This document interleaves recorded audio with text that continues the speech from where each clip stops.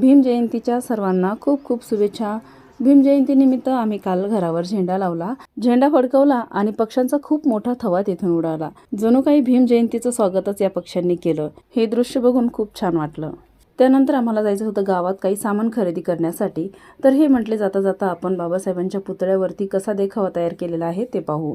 तर इथे खूप छान स्टेज बांधलेला होता आणि बाबासाहेबांचं जे लंडनमधलं घर आहे तर त्या घराचा देखावा इथे तयार केलेला आहे। खूपच सुंदर दिसते बघा।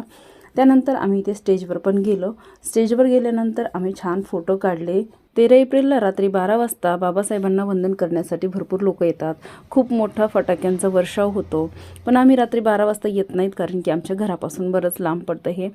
डॉक्टर बाबासाहेब आंबेडकरांचा जय असो। आणि रात्री खूप उशीर होतो आणि गर्दी पण असते, त्यामुळे आम्ही लवकर आलो आणि फोटो वगैरे काढले, थोडी शूटिंग केली आणि बाबासाहेबांना वंदन केले। घरी आल्यावर जेवण वगैरे झाल्यानंतर आम्ही 12 वाजेपर्यंत जागीच होतो।